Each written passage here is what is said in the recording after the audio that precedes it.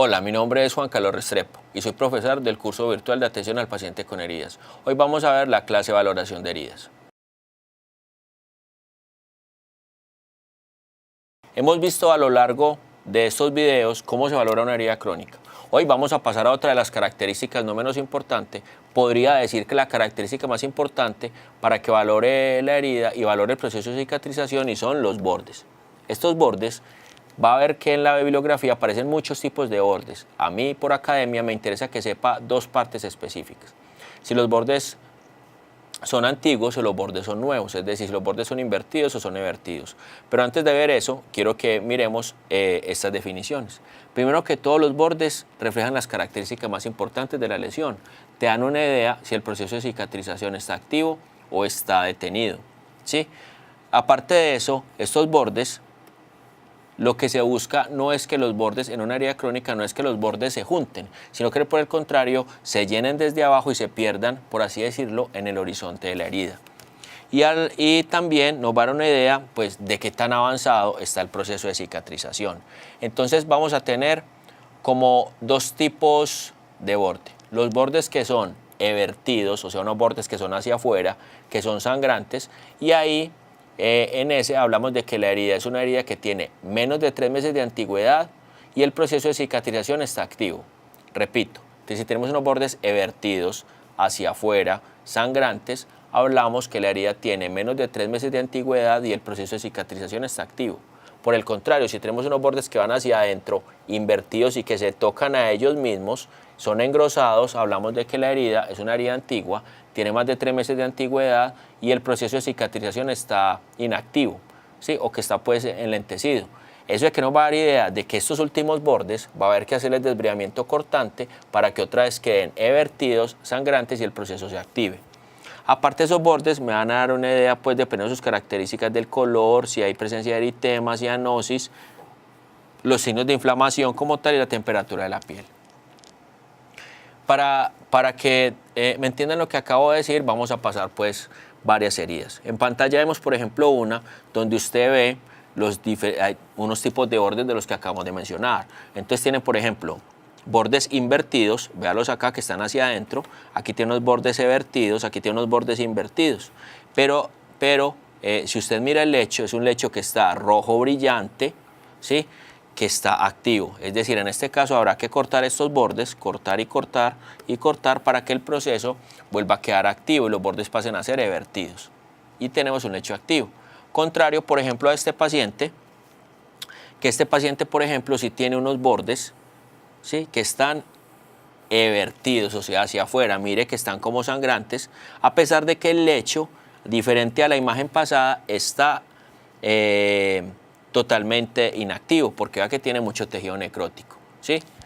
En la que sigue, tenemos entonces que unos bordes que están evertidos por acá, invertidos por acá, ¿sí? Y el lecho, como tal, está inactivo. Entonces acá también tendremos que cortar y aparte de eso vemos un halo blanco en esta herida, que este halo blanco me habla de que la herida está macerada o que tiene mucha humedad.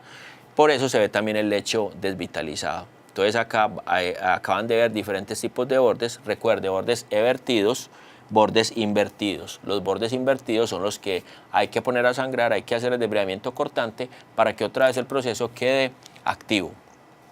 Obviamente hay que mirar las condiciones del paciente. Si es un paciente, por ejemplo, que tiene problemas de coagulación, pues hay que ser muy cuidadoso, simplemente queda contraindicado. Entonces vamos a ver diferentes tipos de bordes, el oblicuo, el excavado, el mellado, el socavado, el evertido. Lo que más me interesa es que reconozcan cuando están invertidos o evertidos para que usted pueda saber en qué va el proceso de cicatrización. Muy bien. Lo otro que tenemos son las tunelizaciones y bolsillos. Esas tunelizaciones y bolsillos es muy importante porque me representan la pérdida de tejido por debajo de la superficie, ¿sí? Aparte de eso, hay que tener en cuenta que los bolsillos tienen límite, las tunelizaciones no. Las tunelizaciones son casi siempre milimétricas y me comunican una herida con otra. Los bolsillos pues se hacen en diferentes partes de la herida. ¿A qué me refiero? Miremos esta herida. Vamos a hacerle la valoración completa. Es una herida que está en sacro, es una herida redonda, sí, prácticamente. Hacemos el método del reloj 12, 6, 3 y 9. ¿sí? Mire la perilesión, mire los bordes, tiene unos bordes invertidos, en otro pedazo tendrá bordes invertidos.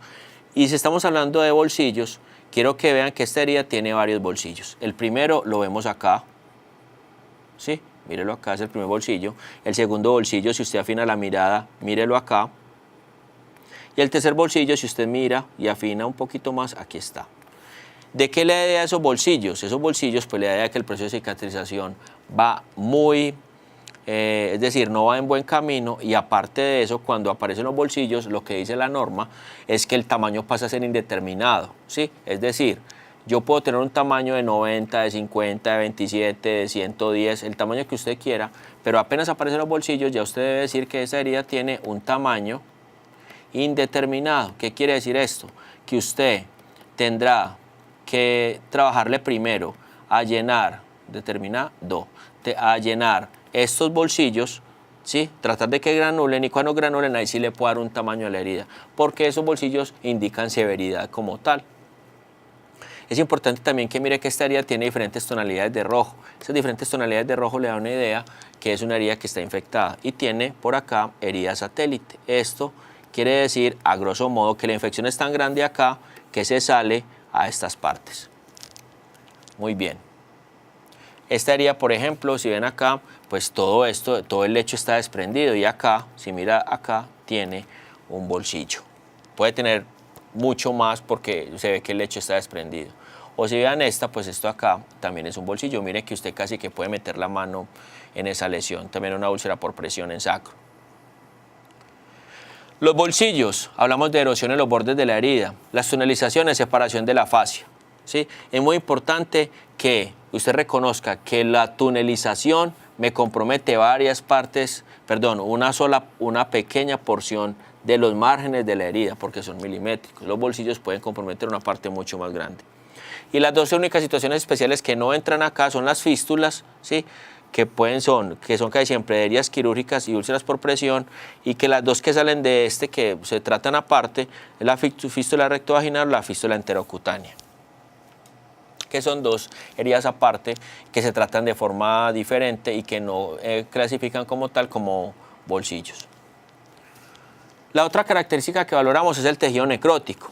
Para valorar el tejido necrótico tiene que tener presente que hay varios tipos de tejido necrótico y que se valoran 4 características: la cantidad presente en porcentaje, el color y la consistencia, y la adherencia al lecho de la herida, ¿sí? Estas 4 características te van a ayudar a saber el tejido necrótico en qué situación está.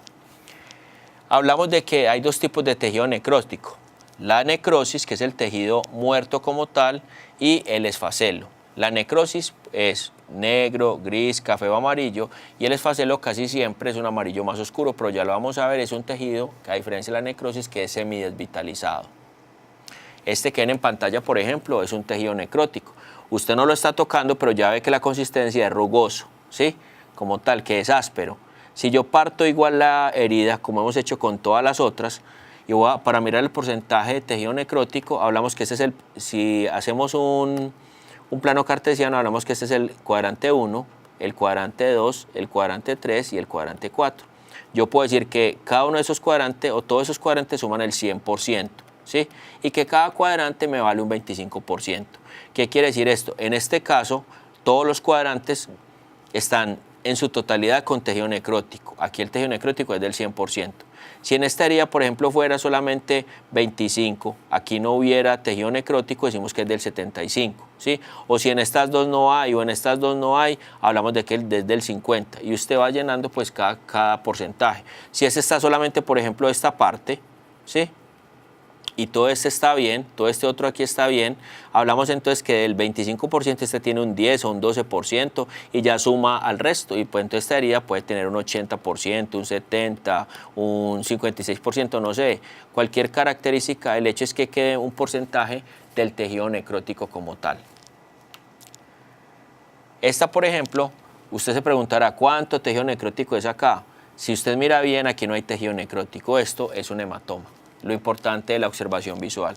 O si mira esta otra diapositiva, también usted se preguntará cuánto tejido necrótico hay, pero mi querido amigo, esto no es ningún tejido necrótico, esto es un apósito que se coloca antes de colocar una presión negativa.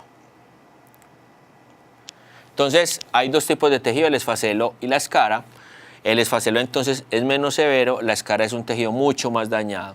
Esa escara puede ser negra, gris o café como ya lo miramos, y el esfacelo es tejido amarillo pastoso, material fibroso que se adhiere al tejido sano del lecho de la herida, para que lo tengan en cuenta. Esto es muy importante porque esto te va a indicar la severidad de lo que tenemos en la herida. Siendo así, entonces, acá tenemos el tejido esfacelar, vea que es un tejido amarillo, que es semidesvitalizado, más pegado como tal al lecho, ¿sí? Húmedo, mientras que usted ve el tejido necrótico, como ven acá, que es seco, negro, y miren pues la afectación, son afectaciones diferentes de la herida dependiendo del tejido que tengamos, pero que usted lo reconozca y los colores que hay por lo general. Otra de las características que valoramos es el exudado. Y es muy importante porque usted lo normal es que usted vea en las historias clínicas que le digan tiene exudado moderado, exudado abundante, pero realmente el exudado se valora por 4 características que ya vamos a ver. Este exudado me habla de la fuga de líquido que viene de los vasos sanguíneos, de los productos de desecho, ¿sí? Es muy importante que usted tenga en cuenta algunas características de exudado que ya vamos a ver, porque eso te da idea no solo del estado de la herida, sino de qué otra enfermedad tiene el paciente. Aquí todo se relaciona. Entonces, en ese orden de ideas vamos a seguir la clasificación del exudado, la valoración del exudado de la BUNS, ¿sí? Esta clasificación es del 2007 y es importante también que usted le defina ese exudado porque te va a ayudar a saber qué tanta humedad tiene la herida, ¿sí? Y que hay heridas que tienen mucho exudado, por ejemplo, las quemaduras, pérdidas traumáticas de la piel, las úlceras venosas, sitios que son de donadores de injerto y úlceras inflamatorias. Son heridas que tienen mucho exudado y que usted seguramente va a tener que cambiar los apósitos continuamente, pero que su exudado, la cantidad aumentada de exudado es propio de su etiología. Entonces hay 4 características. La primera característica que vamos a ver es el color y la consistencia del exudado. En cuanto al color que tenemos, el exudado claro o ambarino, el exudado turbio lechoso, el rosado o rojizo, el verdoso, el amarillento o el gris azulado. Entonces, el normal es este claro ambarino, que es el tejido que usted normalmente, el exudado que usted normalmente escucha, que es un exudado ceroso. Ese ceroso me indica normalidad, ¿sí? Esta normalidad es muy importante porque ese es el exudado ideal, por así decirlo, que deberíamos tener en la herida. El turbio lechoso, ya hablamos de que hay presencias de hebras de fibrina, ¿sí? O que hay un exudado purulento. El rosado rojizo que tiene restos sanguinolentos, el verdoso que ya como trae una infección propiamente, que por ejemplo una pseudomonas aeruginosa, el amarillo marronoso, que hay esfacelos en la herida como tal, y el gris azulado si el paciente lleva mucho tiempo utilizando apósitos de plata, porque ese apósito de plata causa en la herida una cosa que se llama la argiria. La argiria es la mancha de la herida de color gris o azul oscuro, ¿sí? Por la utilización, como su nombre lo dice, desmedida del apósito de plata. La segunda característica es la viscosidad. ¿Qué hablamos de la viscosidad? Si es muy viscoso, altamente viscoso o tiene viscosidad baja. Si tiene alta viscosidad hablamos de infección o que hay una necrosis o una fístula entérica o hay restos de apósito. Diferente a la baja viscosidad, que es una enfermedad venosa o cardíaca, la desnutrición o una fístula urinaria. Esto hay que poner mucho cuidado porque nos va a dar indicación de otros aspectos que de pronto hemos valorado en el paciente. La tercera característica es el olor, que si es desagradable hablamos de una infección, de tejido necrótico, una fístula urinaria. Y por último, para saber la cantidad del apósito, para que debemos de decir exudado abundante, exudado